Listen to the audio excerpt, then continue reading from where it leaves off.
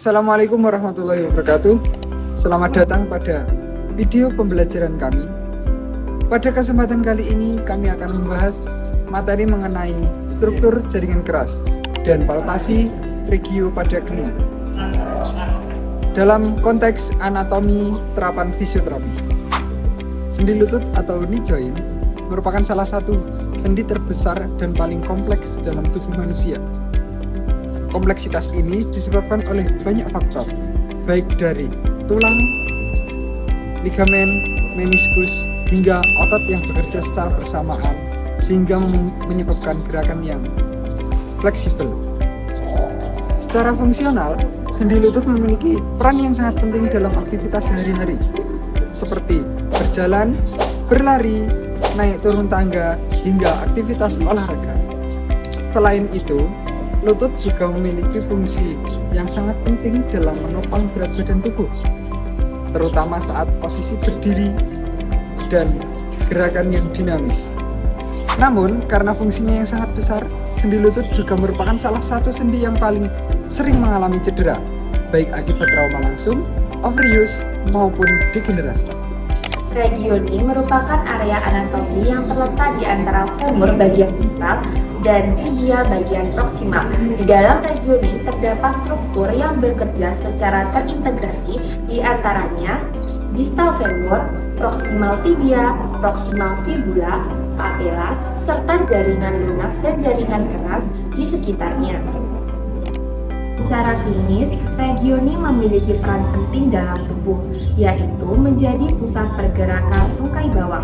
Gangguan pada regioni memiliki dampak yang besar pada kemampuan berjalan seseorang. Regioni juga merupakan sendi yang tidak hanya bekerja dengan satu struktur tunggal, melainkan bekerja sama dengan sendi yang lain sehingga membentuk satu unit fungsional. Hal ini membuat lutut memiliki mekanisme gerak yang kompleks, tetapi rentan terhadap ketidakseimbangan biomekanik. Secara biomekanika, sendi lutut memiliki beberapa fungsi utama. Yang pertama adalah fleksi, yaitu gerakan menekuk lutut yang memungkinkan mengangkat kaki saat berjalan maupun berlari. Yang kedua adalah ekstensi, yaitu gerakan meluruskan lutut yang sangat penting dalam fase tumpuan saat berjalan maupun berlari.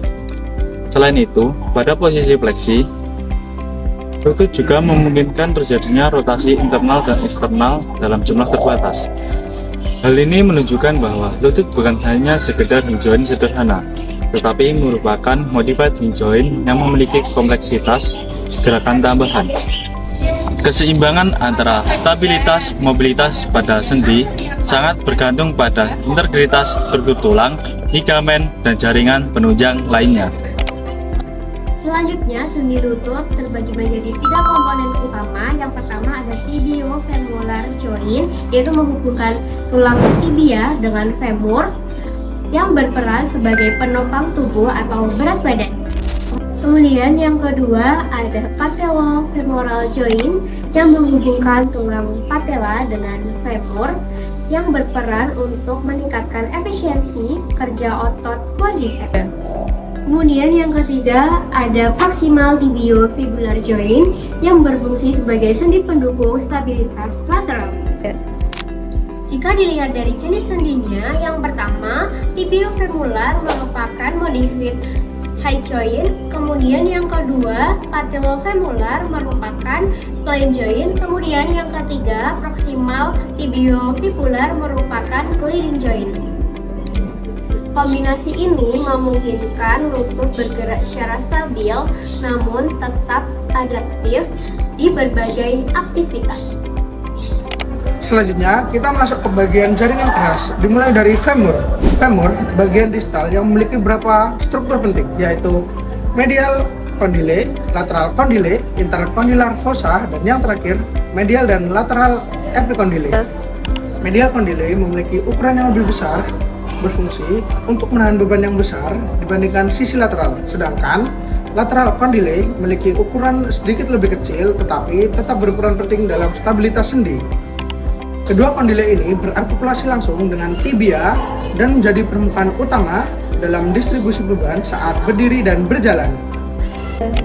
Pada bagian femur juga terdapat epicondylus medialis dan lateralis.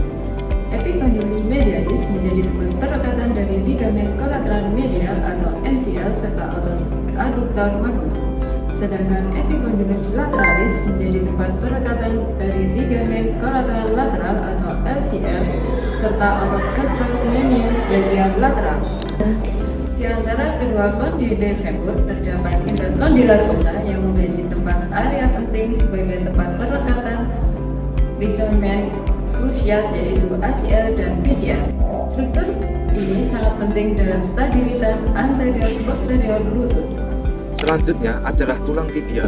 Pada bagian proksimal tibia terdapat beberapa struktur penting seperti medial condyle, lateral condyle, intercondylar eminence, tibial plateau, serta tibial tuberosity. Tibial plateau merupakan bagian permukaan dasar yang menjadi tempat artikulasi dengan femur. Selanjutnya, tibial tuberosity yaitu tonjolan tulang di bagian anterior yang menjadi tempat perekatan ligamen patella. Selain tibia, fibula merupakan peran yang penting sebagai stabilizer lateral.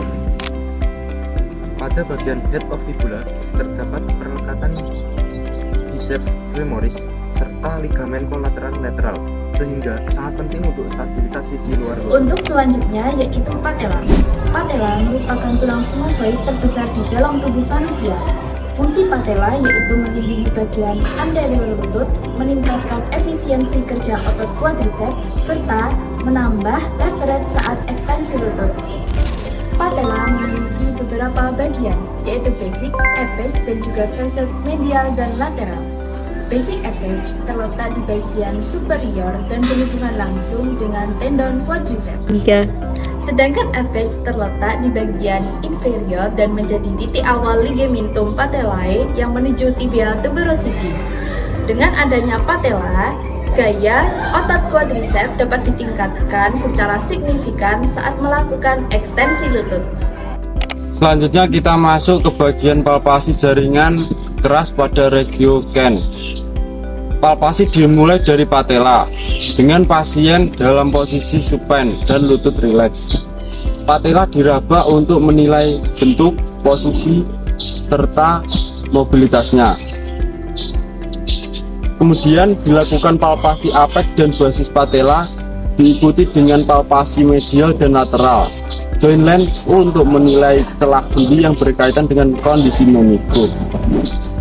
Selanjutnya dilakukan palpasi tibial tuberosity dengan mengikuti ligamentum patella serta palpasi head of fibula di sisi lateral lutut.